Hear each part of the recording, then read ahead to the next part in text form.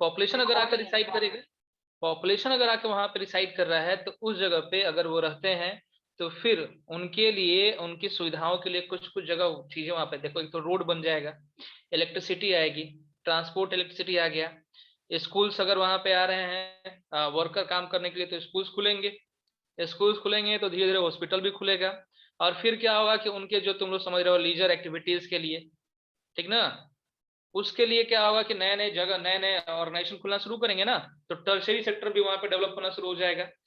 तो यहाँ पे क्या हुआ कि हमने एक इंडस्ट्री सेटअप किया, उस इंडस्ट्री पे धीरे धीरे वो जो एरिया था वो ग्रो करना शुरू कर दिया, यानी कि अब वो पहले रूरल एरिया था या फिर वो अनडेवलप्ड एरिया था, धीरे धीरे वहां पे डेवलपमेंट होना शुरू हो गया।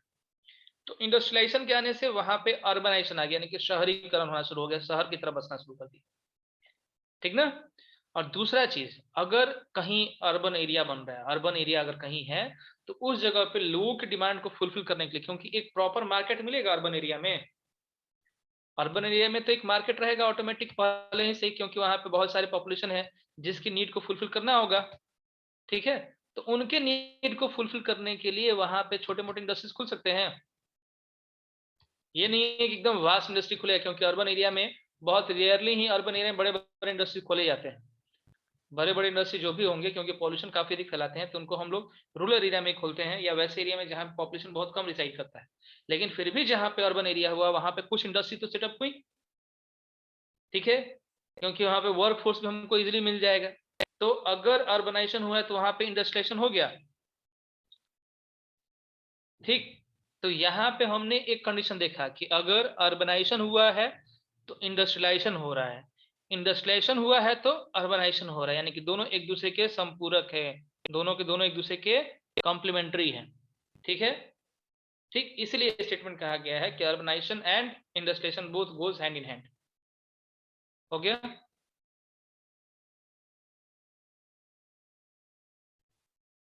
ठीक ना। चलो अब जो नेक्स्ट हम लोग का टॉपिक है वो है पॉल्यूशन। सीधे सी बात है, समझना है पॉल्यूशन।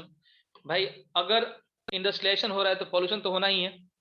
किस किस का पॉल्यूशन हो सकता है, तो यहाँ पे हमने सामने लिखा है, सामने दिख रहा होगा, एयर का पॉल्यूशन होगा इंडस्ट्रीज के आने से, होगा ना। हाँ ठीक है, एयर का पॉल्यूशन होगा, एकदम समझ में आ रही बात, भले हमको डील करेंगे लेकिन तुमको पता है पहले से। दूसरा वाटर, वाटर का, लैंड का, और नॉइस का। नॉइस, नॉइस समझ में आ रहा है ना, नॉइस पॉल्यूशन, साउंड पॉल्यूशन जो है, ठीक, ये सब पॉल्यूशन होगा। इसके साथ साथ एक और पॉल्यूशन बढ़ेगा, that one is thermal pollution. Thermal pollution जो होगा वो इंक्रीज करेगा। थर्मल पॉल्यूशन समझ में आ रही बात है आप लोग को। थर्मल पॉल्यूशन नहीं, ये ग्रीन हाउस गैस इफेक्ट की बात हम लोग नहीं कर रहे, ग्रीन हाउस गैस इफेक्ट अलग है, थर्मल पॉल्यूशन बिल्कुल अलग होता है। थर्मल पॉल्यूशन जनरली जो होगा ना वो रिवर के वाटर में होता है, ठीक है, थर्मल पावर प्लांट से होता है, हाँ बिल्कुल रिवर के वाटर में, समझ लो कैसे। तो मान के चलो रिवर वाटर जो होगा, उस रिवर वाटर का टेम्परेचर कुछ ना कुछ तो फिक्स है ना, कि इसी टेम्परेचर पे उसके अंदर रिवर के जो ऑर्गेनिज्म हैं, जो भी उसमें रह रहे हैं, जितने भी एक्वेटिक एनिमल है, वो किसी खास टेम्परेचर पे अपने आप को वहां पे अडॉप्ट करके रखे हुए हैं। अगर हम टेम्परेचर बढ़ा दे या घटा दे तो फिर एडोप्टेशन जो होगा वो गायब हो जाएगा, हो जाएगा। केमिस्ट्री में तुम लोग पढ़े होगे, सॉल्युबिलिटी पढ़े हो सब ना, सॉल्युबिलिटी नाइन्थ क्लास में था। टेम्परेचर बढ़ने के बाद सॉल्युबिलिटी पे भी इफेक्ट पड़ता है, ठीक ना। तो सॉल्युबिलिटी पे, हाँ सॉल्युबिलिटी, अरे वेरिएशन का एग्जांपल नहीं दे रहे हम आपको, वेरिएशन का एग्जांपल नहीं दे पा रहे हैं आपको, हम दूसरा कुछ दे रहे हैं, वेरिएशन नहीं होगा उसका एग्जांपल दे रहे हैं, ठीक है। देखो, तो जनरली क्या होता है कि जो भी आपके थर्मल पावर प्लांट है वो बहुत ही अधिक जो गर्म पानी होता है उस गर्म पानी को यूज करेंगे। थर्मल पावर प्लांट में याद है, थर्मल पावर प्लांट में होता है क्या है, पूरा का पूरा वाटर हम लोग हीट करते हैं, हीट करने के बाद उस हीटेड वाटर से होगा टरबाइन को रोटेट किया जाता है। तो एक टाइम के बाद ना उस जो भी वाटर हीट हो चुका है, जो बहुत अधिक हीट हो चुका है, उसको चेंज करना पड़ता है। तो चेंज करने के लिए, क्योंकि थर्मल पावर प्लांट जनरली जो होगा वो रिवर के आसपास में होता है कि रिवर से वाटर उसको तुरंत मिल सके, तो वो क्या करता है कि जो भी गर्म पानी है उस गर्म पानी को तुरंत रिलीज करता है रिवर के अंदर।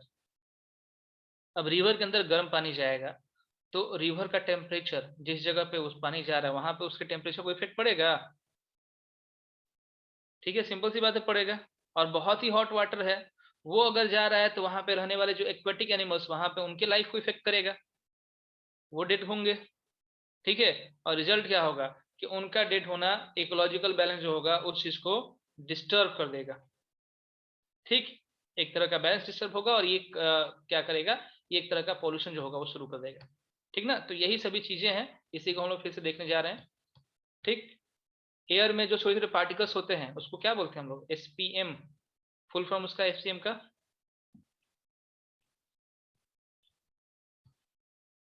बताएंगे आप लोग, एसपीएम क्या होता है?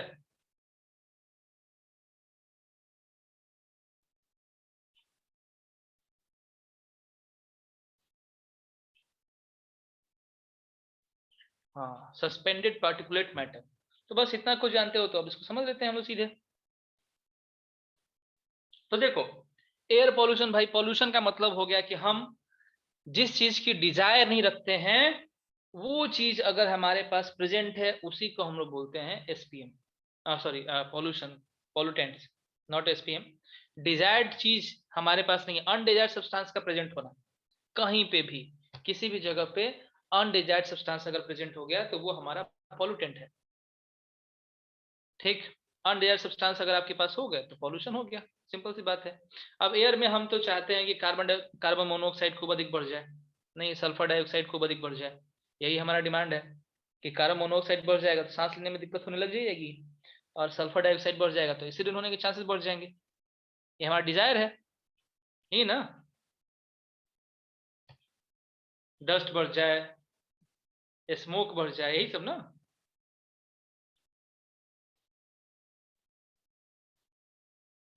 हाँ,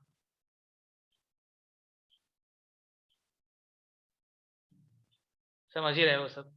ठीक ना, तो ये इन सभी चीजों का बढ़ना जो होगा वो क्या कहलाता है, एयर पॉल्यूशन कहलाता है। ठीक है, अब इसमें कुछ दिया हुआ कि smoke is emitted by chemical and paper factories.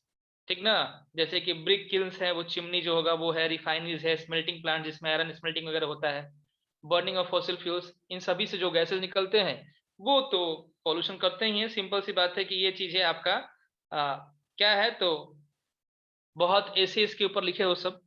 ठीक ना, और यही ऐसे ऐसे क्वेश्चन है, और कुछ नहीं है। हो गया। अब आगे जो है, एक जो इंसिडेंस है उसके बारे में रेफर कर रहा है, that one is Bhopal gas tragedy. सुने तुम लोग ना भोपाल गैस ट्रेजेडी? सुने ही होंगे, ज्यादा डिटेलिंग नहीं पता होगा लेकिन फिर भी सुने होंगे तुम लोग। हाँ, ये एक एक्सीडेंट था भोपाल में। ठीक, यहाँ पे क्या हुआ था कि 1984 का ये इंसिडेंट है, 1984 में। उस समय वहां पे एक कंपनी थी, एक अमेरिकन कंपनी थी, इसका नाम था यूसीआईएल। ठीक ना, Union Carbide India Limited, Bhopal Madhya Pradesh में था। और यहाँ पे एक गैस का रिसाव हुआ था, गैस था MIC, मिथाइल आइसोसाइनेट। ठीक ना,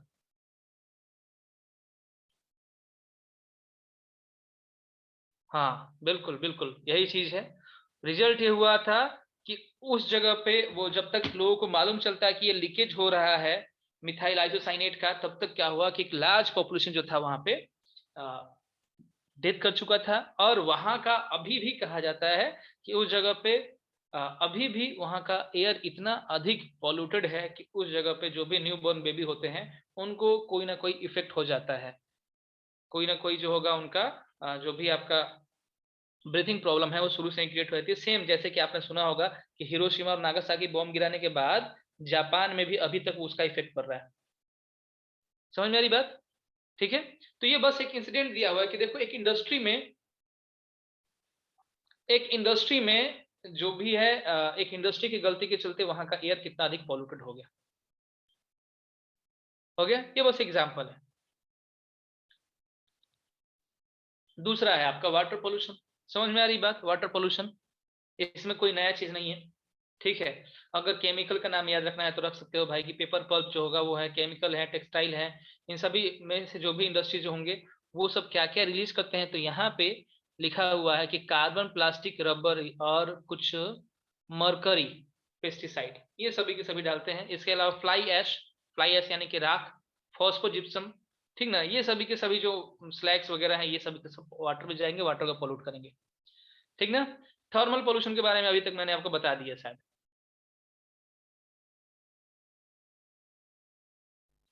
ठीक, थर्मल पोल्यूशन समझ में आ रही है बात सबको?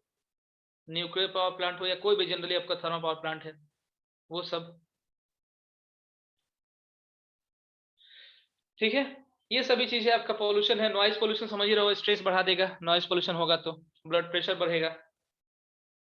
और आजकल तो लगभग जितने भी सब्सटेंस है, जितने भी नए नए आपके एपरेटिस आ रहे हैं, उनमें साइलेंसर लगाया जाता है। तुम लोग सुनते हो ना, साइलेंसर, आवाज कम करने के लिए।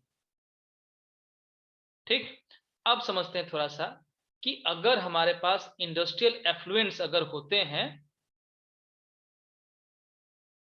गन में लगाते हैं, हाँ साइलेंसर, ठीक है, गन में लगाते हैं वही साइलेंसर। गाड़ी में नहीं लगाते हो साइलेंसर?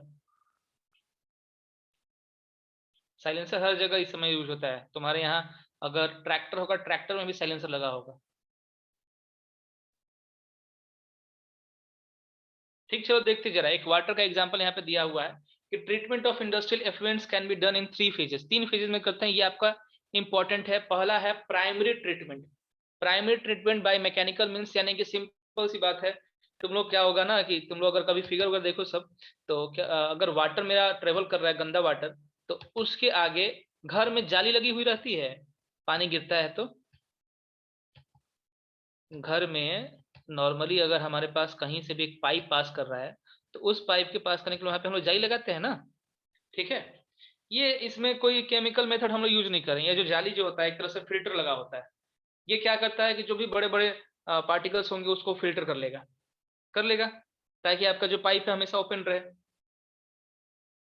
साहिल का तो उल्टा ही चल रहा है कि बाहर से कोई स्नेक ना आ जाए। वाह, बहुत बढ़िया, सही है। ठीक, हम पाइप की बात कर रहे हैं उसमें। तो वहां पे ये जो मेथड होता है, उस मेथड को हम लोग स्क्रीनिंग बोलते हैं। स्क्रीनिंग, यही मेथड जो होगा ना, इसको स्क्रीनिंग बोलते हैं। ये क्या होगा ना कि जो आपका बड़े बड़े नाले जो बने हुए हैं, ठीक, ड्रेनेज सिस्टम जो बना हुआ है, उस ड्रेनेज सिस्टम का वाटर को हम लोग क्या करते हैं, सबसे पहले बहुत बड़े बड़े रॉड लगाकर उसको रोक लेते हैं। ठीक ना। और रोकने के बाद जो उसके मैक्सिमम कचड़े जो होते हैं उसको हम लोग बाहर कर लिए। तो ये जो प्रोसेस होता है वो स्क्रीनिंग कहलाता है। ठीक है, उसका क्या होता है कि फिर जो पार्टिकल्स होते हैं, उस पार्टिकल्स को हम लोग खूब तेज से, ये हर चीज में आ सकता है, खूब तेज से उसको हम लोग रोटेट करते हैं। That one is grinding. उसके बाद फोकुलेशन, और फिर क्या होता है, छोड़ देंगे थोड़ी देर तक, तो जो भी पार्टिकल्स होंगे वो बैठ जाएंगे नीचे। वो कहलाएगा आपका सेडिमेंटेशन। तो ये सभी प्रोसेस कर सकते हो। ये पहला आपका प्राइमरी ट्रीटमेंट होगा। इसमें टोटली साफ तो नहीं होगा, लेकिन हाँ कुछ हद तक गंदगी बाहर निकल जाएगी।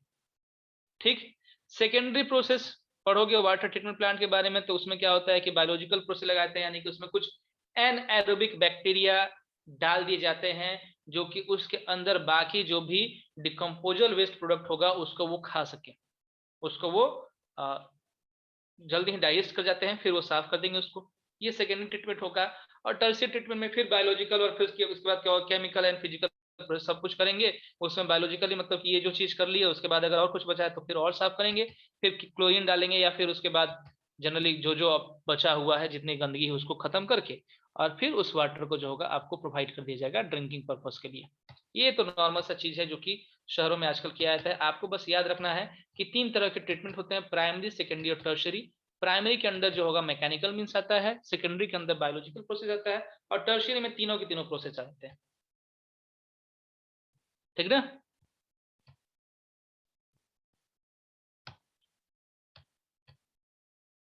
आगे बढ़े।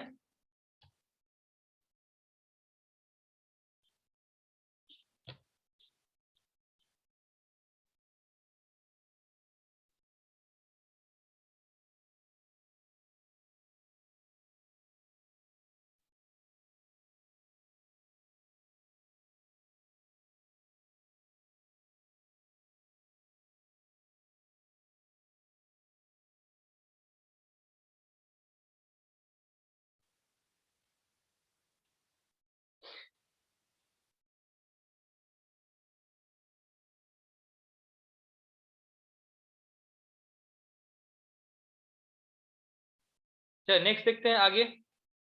ठीक है शिखा, हम थोड़ी देर में ना आपको क्लियर कर देंगे ग्राइंडिंग भी। चलो अभी थोड़ा सा हम लोग इसको देख लेते हैं।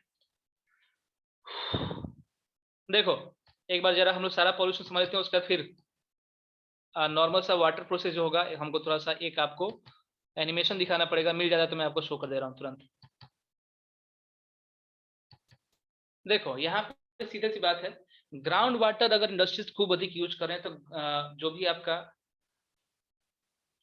वाटर टेबल है वो डिक्रीज कर जाएगा, ठीक है। और इंडस्ट्री इतना अधिक अब वाटर यूज कर रहे हैं कि रिजल्ट क्या हो गया कि जहां जहां इंडस्ट्रीज बढ़ गए हैं उस जगह पे ग्राउंड वाटर की कमी तो हो ही गई है, और एक थ्रेट बन चुका है, एक ग्लोबल थ्रेट बन चुका है, हर जगह ये थ्रेट है। और ऐसे में क्या होता है कि हमको क्या चाहिए कि हम लोग जो भी जिस तरीके से ग्राउंड वाटर यूज करें उसको हम वहां पे रेगुलेशन लगाना चाहिए। रेगुलेशन मतलब सीधे कंट्रोल करना चाहिए। समझ में आ रही बात? कंट्रोल अगर हम उसके ऊपर कर लेंगे, हम उसके ऊपर कुछ ना कुछ रेगुलेट कर देंगे कि हाँ किस तरीके से आपको यूज करना है, तो जाहिर सी बात है कि मैक्सिमम केसेस में ऐसे होंगे कि जो वेस्टेज हो रहा है ग्राउंड वाटर का वो कंट्रोल हो जाएगा। तो ये कुछ चीजें समझाई गई हैं कि किस तरीके से आप पॉल्यूशन को कंट्रोल कर सकते हो, ठीक। इसका दूसरा, particulate matter in the air can be reduced by fitting smoke attack stacks. Smoke attacks क्या होते हैं, ठीक है। देखो होता क्या है कि अगर हमारे पास एक चिमनी है तो उस चिमनी में से जनरली जो होगा वो धुआं अगर बाहर निकल रहा है, स्मोक बाहर निकल रहा है, ठीक है। तो वहां पे इलेक्ट्रिक प्रेसिपिटेटर लगा देते हैं, यानी कि यहाँ पे हाई चार्ज का कोई करंट लगा दिया, कोई वायर लगा दिया जाएगा। और ये हाई चार्ज जो भी वायर होंगे ना, वो क्या करते हैं कि कार्बन पार्टिकल्स को अपनी तरफ अट्रैक्ट कर लेते हैं, ठीक ना। चार्ज के बारे में तुम लोग पढ़े होगे कि न्यूट्रल सब्सटेंस जो होगा वो भी चार्ज पार्टिकल की तरफ अट्रैक्ट होता है, ठीक। तो इस तरह का मैकेनिज्म लगा दिया जाता है, ठीक। मैकेनिज्म लगा दिया जाएगा तो फिर क्या होगा कि जो स्मोक है वो स्मोक यहीं पे चिपक के रह गया, वो स्मोक जो होगा एटमोस्फेयर के अंदर आया नहीं, वो हम लोग काम कर सकते हैं, ठीक ना। स्मोक अटैक्स यानी कि एक तरह से वैसा ही हम लोग कुछ बना सकते हैं, इसमें सारे के सारे स्मोक की तरफ आए और उसके ऊपर जो होगा हम लोग वाटर फिल्टर लगा के और वाटर उसके ऊपर हम डाल सकते हैं। मतलब कि कहीं कहीं ऐसा भी होता है ना कि जहां से स्मोक निकलता है उसके ऊपर फाउंटेन्स लगा देते हैं, मतलब झरना टाइप का, और वो जो होंगे फाउंटेन का वाटर जो होगा स्मोक के पार्टिकल्स को सेटल कर देता है। ये सब केमिस्ट्री का पढ़ा हुआ चीज है, ठीक। इन सभी चीजों को वो सेटल कर देगा, रिजल्ट क्या होगा, आपका पोल्यूशन नहीं बढ़ेगा वहां पे, ठीक ना।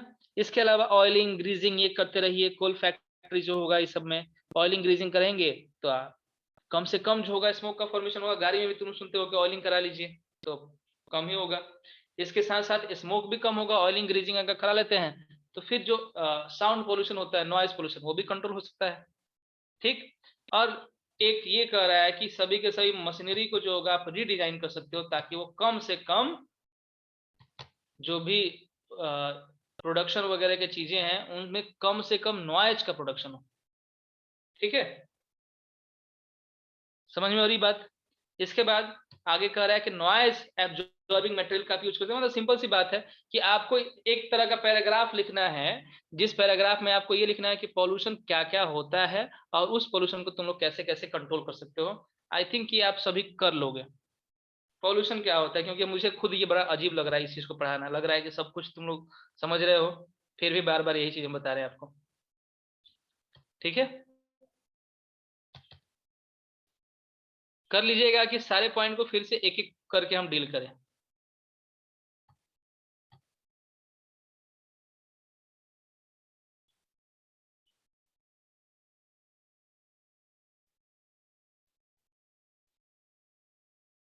ओके चलो, अब देखो एक हमारे पास केस स्टडी है एनटीपीसी का, नेशनल थर्मल पावर कॉर्पोरेशन। इसके बारे में थोड़ा सा जान लेना है क्या क्या है, ये कैसे काम करता है, ठीक। एक ये ही इंपॉर्टेंट है। एनटीपीसी जो होगा ये इसको एक आईएसओ सर्टिफिकेशन मिला है ईएमएस से, इन्वायरमेंटल मैनेजमेंट सिस्टम से, ठीक। और तुम लोग देखते होगे 9000 2001 ऐसा कुछ सर्टिफिकेट होता है, इसको जो सर्टिफिकेट मिला है वो है 14001, ठीक ना। आईएसओ सर्टिफिकेट इसको मिला हुआ है, ठीक। ये जो ये जो है NTPC national thermal power corporation, इसमें जनरली क्या होता है ना कि इसमें कोल का यूज किया जाता है, कोयला का यूज किया जाएगा। उससे वाटर जो होगा उस वाटर को इवापोरेट किया जाएगा, गर्म किया जाएगा और उससे जो होगा आपका टरबाइन चलाया जाएगा। सीधे से नॉर्मल सा एक थर्मल पावर प्लांट है, ये लगा हुआ है नेशनल थर्मल पावर कॉर्पोरेशन, बस और कुछ नहीं है। समझ में आ रही बात? ठीक। अब इसने क्या किया है कि एक तरीका, जो भी अप्रोचेस हम लोग डिस्कस किए हैं ना, उसको समराइज करके बता दिया है कि किस तरीके से वो पोल्यूशन को कम कर सकता है। ठीक ना।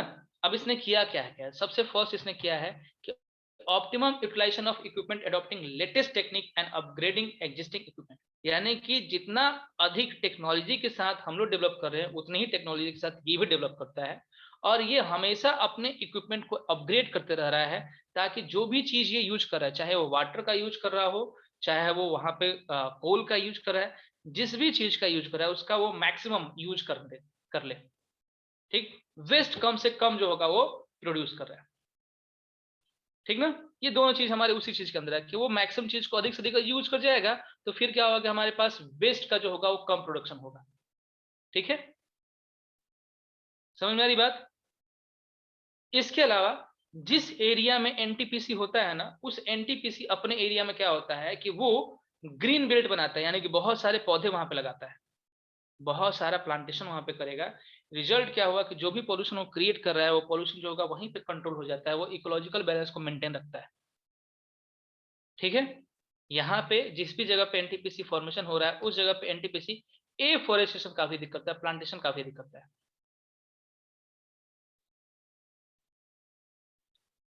ठीक है, समझ में आ रही बात। उसके बाद उसके बाद ठीक ना, जो next one is reducing environmental pollution. ये क्या होता है कि क्योंकि उसका सबसे अधिक जो होगा आउटपुट होता है ऐश। राख समझ रहे तुम लोग ना। आईएसओ का फुल फॉर्म होता है इंटरनेशनल ऑर्गेनाइजेशन फॉर स्टैंडर्डाइजेशन। ठीक ना। ये एक कंपनी है जो हर किसी को सर्टिफाई करती है। तो ये क्या कर रहा है कि जो भी आपका ऐश बनता है, जो सबसे बड़ा अब के टाइम पे प्रॉब्लम है, ऐश का प्रोडक्शन। ठीक। उसको वो उसका मैनेजमेंट करता है, यानी कि ऐश का छिड़काव कहाँ पे करना है। देखो ऐश का बहुत अधिक यूज हो सकता है। राख से ना हम लोग वाटर को फिल्टर भी कर सकते हैं। ठीक, बहुत सारी जगह पे किया जाता है। हमारे यहाँ तो गांव में तो ऐश का तो भरपूर यूज होता है, गांव में तो ऐश बचता नहीं है, लेकिन फिर भी जहाँ पे अधिक प्रोडक्शन होता है, वो लोग ऐश कहीं ना कहीं फेंक दे रहे हैं आजकल। इसलिए तुम लोग सुनते होंगे ना कि ऐश ब्रिक मेथड जो होगा उसका डेवलपमेंट करने को गवर्नमेंट जो होगा बहुत अधिक जोर डाल रही है, कि ये जो मिट्टी वाला ब्रिक बनाते हैं आप उसको खत्म कीजिए और ऐश ब्रिक मेथड पे आइए, क्योंकि ऐश का प्रोडक्शन हम लोग काफी अधिक कर रहे हैं। ठीक ना। तो ये क्या करता है कि ऐश के थ्रू पॉन्ड का मैनेजमेंट करता है, मतलब एक जगह जो होगा एक पॉन्ड बनाएगा, उसी के आसपास जो होगा वो ऐश को जो होगा उसको स्प्रेड करता है, और उस एरिया में वो वाटर को कंटेन भी रखता है। ठीक। साथ ही साथ ऐश वाटर रिसाइकलिंग सिस्टम, यानी कि जो भी पानी जो होगा जाते हैं दोबारा पॉन्ड में या रिवर में। ठीक है। तो उस जगह पे वो क्या करेगा कि ऐश को स्प्रेड कर देगा, और रिजल्ट क्या होगा कि जो भी वाटर जा रहे हैं ना उसके अंदर, वो वाटर साफ होते चले जाएंगे। ठीक। तो फिर क्या होता है कि बहुत अधिक गंदा पानी जो होगा दोबारा वो रिवर के अंदर नहीं डालता है, जो भी इसको उसने यूज कर लिया। समझ में आ रही बात। ठीक। और इसका जो एनटीपीसी जो होगा, इस एनटीपीसी का एक सेंट्रल ऑर्गेनाइजेशन होता है, जो कि हमेशा रिव्यू कर लेता है कि कहीं पे भी किसी भी एनटीपीसी में पॉल्यूशन तो बिल्कुल क्रिएट नहीं ना हो रहा है। तो वो हमेशा इसका इकोलॉजिकल मॉनिटरिंग करते रहता है, इसका रिव्यू करते रहता है, एक डाटाबेस जो होगा तैयार करता है अपने सभी के सभी पावर प्लांट के लिए। NTPC throughout the country, हर जगह, हर एक स्टेट में अवेलेबल है। हर एक जिला नहीं कर सकते, हर एक डिस्ट्रिक्ट में अवेलेबल नहीं है, लेकिन हाँ हर एक स्टेट में अवेलेबल है। ठीक। तो ये एनटीपीसी में एक सीधे से समराइज करके रख दिया कि उसने किस तरीके से सारा का सारा पॉल्यूशन जो होगा उसको कंट्रोल करके रखा है। आई बात समझ में। कल इसी चैप्टर का एग्जाम है। किसका एग्जाम है।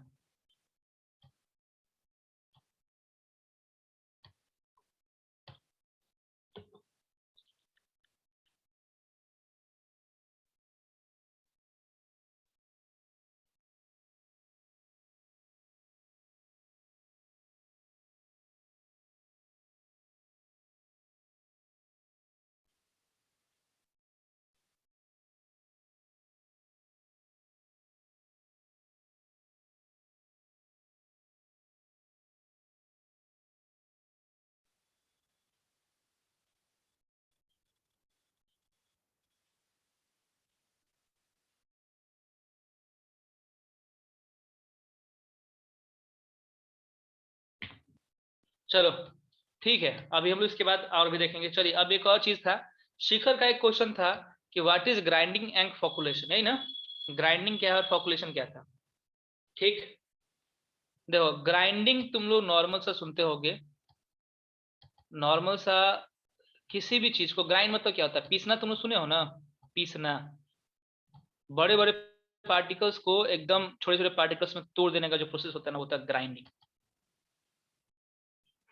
ठीक है, ये ग्राइंडिंग एंड फॉकुलेशन दोनों एक तरह के होते हैं। हाँ, रोटेटिंग में ही, रोटेट भी कर सकते हो आप उसको, किसी भी मेथड से कर सकते हो। ग्राइंडर तुम्हारे घर में भी है, मिक्सर ग्राइंडर तुम सुने हो ना। और फॉकुलेशन मतलब होता है झाग बनाना, झाग। ठीक है, ये दोनों चीज का जरा स्कीम याद रखना, दोनों एक साथ करते हैं। घर में जो आप वॉशिंग मशीन यूज करते हो ना, वॉशिंग मशीन, ठीक ना, इस वॉशिंग मशीन में दोनों चीज क्या आता है, ग्राइंड भी किया जाता है, फॉकुलेट भी किया जाता है, दोनों चीज। जब वॉशिंग मशीन खूब गोल गोल गोल गोल घूमता है तो देखना उसमें उसमें झाग ऊपर की तरफ आता है, झाग ऊपर आता है ना। हाँ बिल्कुल, सेंट्रीफ्यूगेशन प्रोसेस है ये, शुभम ठीक सही बता रहे हो। होता है कि नहीं होता है इसमें, एक्चुअली में उसमें होता है क्या है कि हल्के पार्टिकल जो होंगे वो हल्के पार्टिकल ऊपर की तरफ आ जाएंगे, और वहीं पे जो आपके भारी पार्टिकल होंगे वो सेटल डाउन होते हैं, नीचे तरफ डाउन सेटल हो जाता है ना। ठीक है, समझ में आ रही बात। यही चीज क्या कहता है, हमारा जो सेकेंड स्टेप होता है वाटर के साफ करने में। वाटर के साफ करने में क्या होता है कि वाटर का जब एक बड़ी रिजर्वायर में चला गया, तो उस रिजर्वायर में एक क्या होता है, उस रिजर्वायर में एक बड़ा सा मशीन डाल देता है, अंदर से नहीं, जो कि उसको हमेशा रोटेट करते रहेगा। रोटेट रोटेट करते रहता है, जो भी आपके हल्के आपके वेस्ट मटेरियल होंगे, वो हल्के वेस्ट मटेरियल जो होंगे वो ऊपर से झाग की तरफ बनना शुरू हो जाएंगे। और अगला अब जब उसको तुम नेक्स्ट लेवल में पास कराओगे तो वो पार्टिकल जो होंगे वो ऊपर रह जाएंगे, वो अब पास करने वाला नहीं है। और साथ ही साथ जो नीचे आपके पत्थर बन चुके हैं, वो क्योंकि बहुत अधिक जमा हो जाए तो प्रॉब्लम कर सकते हैं, वो गोल गोल घूमते घूमते ना, बहुत बड़े बड़े पार्टिकल्स नहीं होते, छोटे छोटे पार्टिकल्स होते हैं, वो और अधिक पिस जाते हैं और पतले हो जाते हैं, और फिर वहीं पे सेडिमेंट के रूप में बैठते हुए चले जाते हैं। ठीक है, तो यही प्रोसेस किया जाता है, ग्राइंडिंग एंड फॉकुलेशन। समझे, ठीक ना। चलो ये चैप्टर खत्म हो गया, इस चैप्टर में हम लोग थोड़ा स्पीड अप थे। अब देखते हैं हम लोग जो नेक्स्ट चैप्टर यहीं पे आज ही शुरू कर रहे हैं, life lines of Indian economy. ठीक, रेडी ना, शुरू किया जाए। Life lines of Indian economy, ये आज जो तुम लोग पढ़े हो सिर्फ और सिर्फ यही था। अब लाइफ लाइन्स पढ़ लेते हैं हम लोग। ये सिर्फ क्या था, आज हम लोग का जो टॉपिक था वो सिर्फ पॉल्यूशन था, और पॉल्यूशन और उसको कैसे कम कर सकते हो इसका बहुत ही बेटर आपने ऐसे लिखा हुआ है, हमको आप पे पूरा विश्वास है। ठीक ना, और आप जितना इस बुक में दिया होगा ना उससे बेटर ऐसे लिख सकते हो। हाँ ठीक है, मैं चेक कर ले रहा हूँ किसका किसका सबमिट हुआ है। ठीक ना, life science of Indian economy आते हैं। भाई life science of Indian economy यानी कि सीधे सी बात है, हम लोग रोड के बारे में डिस्कस करने जा रहे हैं। देखो हम लोग सीधे चैप्टर पे आ गया, समझा जाए इस चीज को। रोड, रोड यानी कि ट्रांसपोर्ट। व्हाट्सएप वाला चेक नहीं होगा, व्हाट्सएप वाला तो हमको खुद पता नहीं है किसने कब सेंड किया। ट्रांसपोर्टेशन समझ रहे हो, ट्रांसपोर्टेशन अगर नहीं होगा, ट्रांसपोर्टेशन नहीं होगा तो कंट्री का इकोनॉमी जो होगा वो बर्बाद हो जाएगा। समझ में आ रही बात, टर्शरी सेक्टर में ट्रांसपोर्टेशन का बहुत ज्यादा वैल्यू है। और ये टर्शरी सेक्टर का ट्रांसपोर्टेशन जो होगा वो प्राइमरी और सेकेंडरी सेक्टर दोनों को जो होगा वो बचा के रखता है। हम लोग इस में पूरा का पूरा यही पढ़ रहे हैं। एग्रीकल्चर पढ़ लिए प्राइमरी सेक्टर, मैन्युफैक्चरिंग पढ़ लिए सेकेंडरी सेक्टर, और थर्ड हम लोग पढ़ लिए tertiary sector. Life lines of Indian national economy का मतलब सीधे समझ, नेशनल इकोनॉमी मतलब क्या, राष्ट्र की अर्थव्यवस्था उसकी लाइफ लाइन है। मतलब कि अगर ये राष्ट्र ये अगर ना रहे तो फिर क्या होगा कि हमारे पास अर्थव्यवस्था बचने वाली नहीं है, हमारी इकोनॉमी खराब हो जाएगी। रोड्स नहीं रहेगा तो इकोनॉमिकली हम लोग सही में इकोनॉमी हमारी एक्सप्लॉइट कर जाएगी ना। अरे जो भी चीज आपको चाहिए होगा क्या आपके पास ही बन जाती है, नहीं ना। आप अपनी यूज में जो भी चीज को रखे हो, चाहे आपके पास सेल फोन हो, आपके पास एक पेन हो, ठीक, आपके घर का बेडशीट हो, क्या सब आपके आसपास बनता है। गुड्स हैं, कहीं ना कहीं मैन्युफैक्चर हो रहे हैं, और ये आपके पास पहुंचते कैसे हैं, by the use of transportation. अगर ये ट्रांसपोर्टेशन खत्म कर दिया जाए तो फिर वो सामान पहुंचेगा नहीं। तो जब सामान आपके पास पहुंचेगा ही नहीं तो उस समय क्या जरूरत है फैक्ट्री एस्टेब्लिश करने का। और जब फैक्ट्री एस्टेब्लिश नहीं होगा तो वर्कर नहीं होंगे। ठीक है, समझ में आया? तो इसीलिए इसको जो होगा, इस रोड्स को, इस ट्रांसपोर्टेशन सिस्टम को लाइफ लाइन कहा है इकोनॉमिक्स के अंदर। ठीक है, सॉरी, जो life lines of Indian economy, हाँ इकोनॉमिक्स के अंदर ही इसको हम लोग लाइफ लाइन कहते हैं। ज्योग्राफी में दे दिया है चैप्टर थोड़ा सा डील करने के लिए। ठीक ना प्रीतम, आगे बढ़े।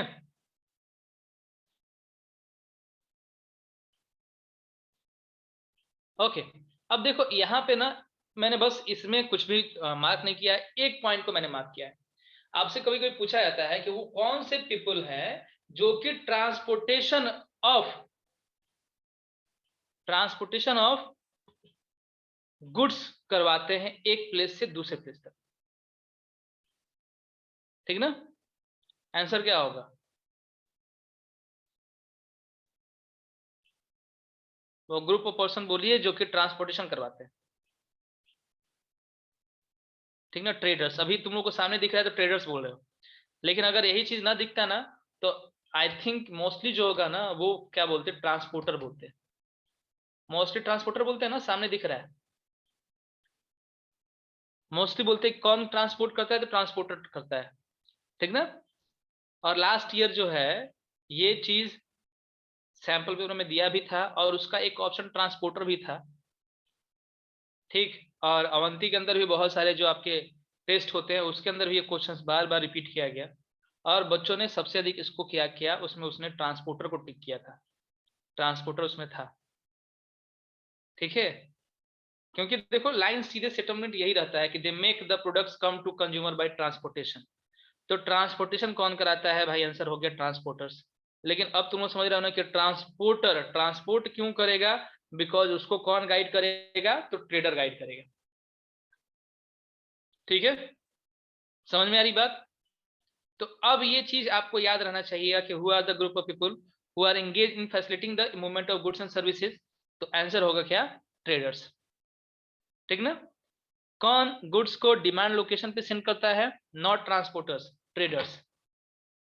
समझ में आ रही बात? ठीक ना। तो एक वीवीआई पॉइंट है, इसको आप लोग याद रखिएगा, क्योंकि ये क्वेश्चन रिपीटेड हो रहा है, बार बार रिपीट कर रहा है, हर जगह ये क्वेश्चन पूछा जा रहा है।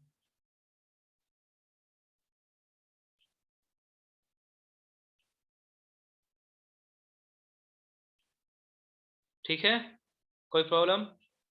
अब तुम लोग बोल नहीं रहे हो तो इसलिए हम भी कुछ नहीं बोल रहे, फिर तुरंत बोलेगा कोई कि सर वॉइस नॉट कमिंग। अब तुम लोग कुछ बोलोगे ही नहीं तो हम क्यों बोले? नो प्रॉब्लम ना। तो ये एक पॉइंट आप नोट कर लीजिएगा, कि अभी नोट कीजिएगा, इस चैप्टर का नोट साथ साथ बनाइएगा कि बाद में? साथ साथ बनाना है तो चलो इसको नोट करो। चलिए ठीक है, तो इस पॉइंट को नोट कीजिए। मैक्सिमम जो होगा ना वो आया है कि विथ क्लासेस चलेंगे, तो बाद में नहीं। चलिए नोट डाउन कीजिए, शुरू करते हैं। वैसे भी चैप्टर जो होगा वो पहले चैप्टर की तरह नहीं है कि तुम्हारा सब कुछ समझ में आ रहा है।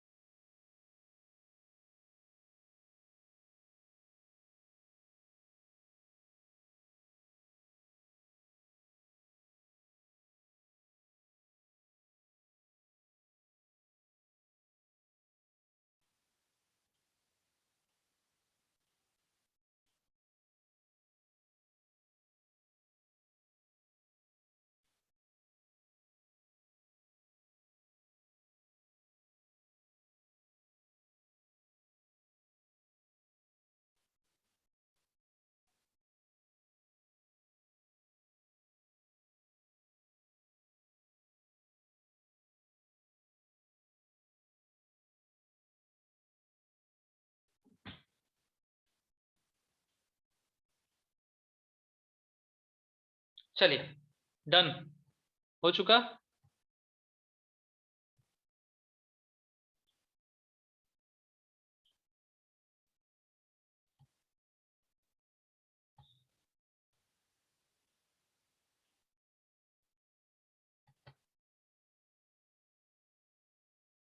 अब देखो, मोड्स ऑफ ट्रांसपोर्टेशन किया जाए तो कितने तरह के हमारे पास मोड्स हैं ट्रांसपोर्टेशन के, कौन कौन सा? एक लैंड है, दूसरा वाटर, और तीसरा कौन? एयरवेज, यही ना? 3 types, land, water and Airways. Clear है यही? अच्छा, अब ये जो लैंड वेज है, ठीक ना, लैंडवेज के अंदर 3 सेक्टर आते हैं।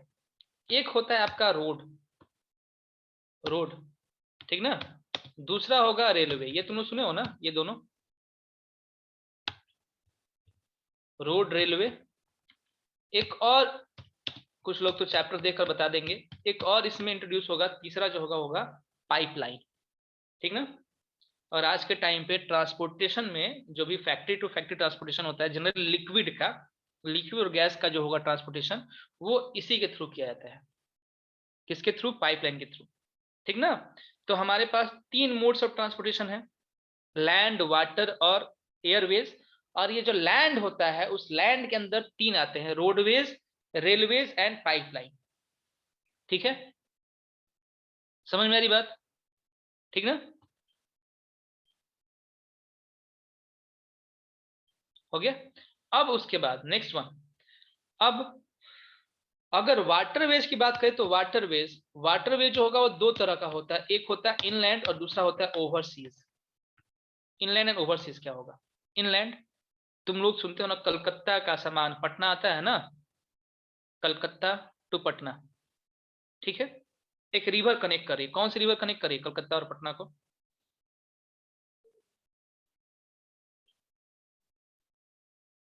कौन सी रिवर कनेक्ट करिए? हाँ, बिल्कुल सही है, गंगा ही है। हुगली जो होगी उसी की ना ट्रिब्यूटरी है, डिस्ट्रीब्यूटरी है, ट्रिब्यूटरी नहीं, ठीक ना। तो अगर रिवर टू रिवर ट्रांसपोर्टेशन हो रहा है और ये कहां पे, विद इन द कंट्री हो रहा है ना, तो इसको हम लोग इनलैंड बोलेंगे, इनलैंड, ठीक है। और अगर पोर्ट टू पोर्ट होगा, outside the country, port two port, या अगर अदर कंट्रीज में जाए तो फिर हमको सीज का हेल्प लेना पड़ेगा ना, समुद्र में कम से कम तो इंटर करना पड़ेगा। तो वो जो ट्रांसपोर्टेशन होगा वो ओवरसीज कहलाएगा। समझ में आ रही बात?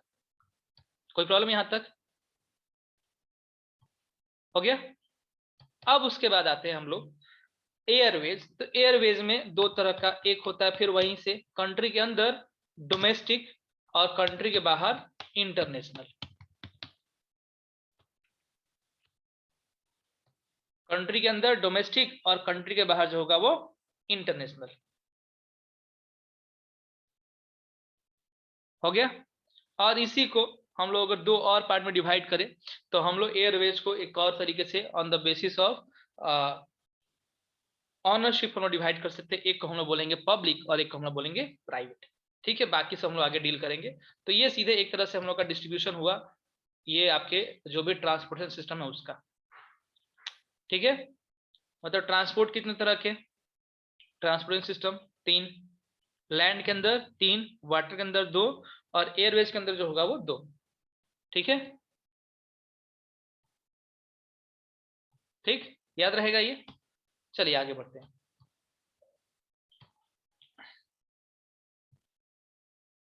चलो, अब ये सभी चीजें वही है। अब हम लोग सीधे समझते हैं कि रोडवेज, इस कंट्री में सबसे अधिक डेवलप कौन सा है, रोडवेज की रेलवेज, कौन सा सबसे अधिक, कौन डेवलप्ड है? जाहिर सी बात है रेलवे कर रही हो अपूर्वा, नहीं रेलवे नहीं डेवलप है, सबसे रोडवेज डेवलप्ड है सबसे अधिक, ठीक। और यहाँ पे सबसे बड़ा तो नहीं है, लेकिन फिर भी यहाँ पे लगभग 56 लाख किलोमीटर जो होगा वो रोड है, ठीक ना। और ये रोडवेज जो होंगे वो रेलवेज के आगे आगे चलते हैं, रेलवे के आगे आगे चल रहे हैं, इसका मतलब क्या होगा कि रोडवेज जो होंगे वो कहीं अधिक डेवलप्ड है एज कंपेयर टू रेलवेज। समझ में आ रही बात? अब रोडवेज का बनने का क्या क्या कॉज है कि इतना अधिक डेवलप कर जा रहे हैं? तो पहला ये चीज, 54.7 को चेंज कर लो, 56 लाख हो चुका है, ठीक ना। चेंज कर लीजिए उसको, 56 लाख किलोमीटर कर लीजिए। अब देखो, पहला चीज रेलवे बिछाना है और रोडवेज बिछाना है, ठीक ना। तो पहला, हाँ देख रहे हैं सारा का सारा, सब देख रहे हैं, वो सभी टॉपिक आने वाला है। तो कॉस्ट किसका कम पड़ेगा? रोडवेज का कॉस्ट कम पड़ेगा ना, ठीक ना। तो एक पहला चीज हो गया, कॉस्ट इफेक्टिव है, पैसा कम लग रहा है। दूसरा, ये जो होगा कहीं बन सकता है। रेलवेज अगर आपको बनाना होगा तो रेलवे के लिए आपको लगभग प्लेन करना होता है। देखते होगे कि अगर किसी वैली वाले एरिया में हमको रेलवे लगाना, रेलवे के लाइंस बिछाने हैं, तो वहां पे खूब अधिक जो होगा उनको पहले लेवल लैंड करना होता है, और उसमें काफी अधिक कॉस्ट पड़ जाता है। जबकि रोडवेज के लिए ऐसा कुछ नहीं है, रोडवे अचानक ऊपर अचानक नीचे, ठीक ना। तो अनडुलेटिंग टोपोग्राफी होगा उस जगह पे जहां पे टोपोग्राफी ऊपर नीचे हो रहा है, खूब अधिक स्लोप्स होगा वहां पे, ठीक ना। ट्रांसवर्स होगा, यानी कि रोड कहीं ना कहीं इधर चीज हो रहा है, ट्रैवर्स हो रहा है, इन सभी जगह पे रोडवेज का फॉर्मेशन हो सकता है, ठीक है। समझ में आ रही बात। ये काम रोड ट्रांसपोर्ट इकोनॉमिकल होता है अगर आपको कम लोगों के साथ एक शॉर्ट डिस्टेंस जाना हो तो। शॉर्ट डिस्टेंस के लिए आप कभी भी रेलवेज और एयरवेज का या किसी अदर वेज का जो होगा सहायता नहीं लोगे। अगर सस्ते की बात करो तो सबसे सस्ता वाटरवेज है, लेकिन आप क्या वाटर के लिए क्या बीच में अब नदी खोल दिया जाए, नहीं ना, ठीक है। तो रोडवेज के जो ट्रांसपोर्ट होते हैं वो इकोनॉमिकल होते हैं, ट्रांसपोर्टेशन में कम लोगों का और कम सामान के साथ छोटे डिस्टेंस के लिए, ठीक ना। वहीं लोगों की संख्या बढ़ाओगे, सामानों जो भी होगा गुड्स की संख्या बढ़ा दोगे, डिस्टेंस बढ़ा दोगे, तो फिर रेलवे जो होगा वो आपका इकोनॉमिकली जो होगा आपके लिए एक्सपेंसिव होते चला जाएगा। नेक्स्ट, ये डोर टू डोर सर्विस देता है, ठीक है। डोर टू डोर सर्विस हो दे दिया, तो अब आप क्या करोगे, एक बार अपना सामान जो होगा, जो भी आपके गुड्स हैं, उसको एक बार आप रखिए और फिर जो होगा डायरेक्ट जहां पे आप उसको ले जाना वहां पे अनलोड कीजिए। बार बार ऐसा नहीं है कि आप एक जगह दूसरे जगह लेके जाइए, वहां पे फिर लोडिंग कीजिए फिर अनलोडिंग कीजिए, ये सभी प्रोसेस से आप बचते हुए चले जाओगे, ठीक। एंड द लास्ट वन कहता है कि ये जो रोडवेज है, ये रोडवेज जो होंगे ये फीडर की तरह वर्क करते हैं। फीडर, फीडर का मतलब क्या हुआ, तो जैसे हमको अगर रेलवेज में जाना है तो रेलवेज किसके थ्रू जाएंगे, रेलवे में जाना होगा तो हमको रोडवेज की सहायता लेनी पड़ेगी, तब हम रेलवे जो होगा वहां पहुंच सकते हैं। एयरवेज जाना होगा तब भी हमें रोडवेज की नीड पड़ेगी। अगर हमको वाटरवे की सहायता लेनी है, वाटरवे पे जाना है, तब भी हमको क्या चाहिए, तो रोडवेज चाहिए। समझ में आ रही बात। तो ये सभी कॉजेज जो होंगे वो रोडवेज को most important mode of transportation बना रहे हैं हमारे कंट्री के अंदर, ठीक है। ये सारे पॉइंट भी आपको नोट डाउन कर लेने हैं, नोट डाउन कर लीजिए इसको जरा।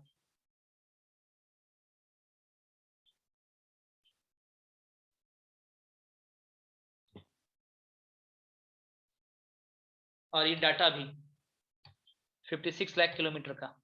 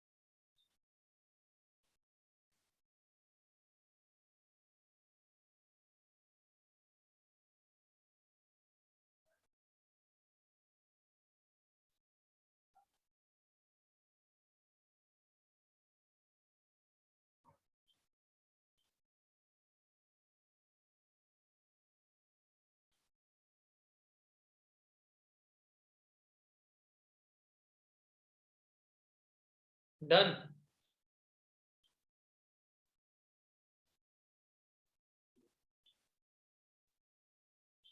एक मिनट जरा पॉइंट बी फिर से एक बार समझ लेते हैं हम लोग। अच्छा ठीक है, कर लीजिए, उसके बाद समझते हैं।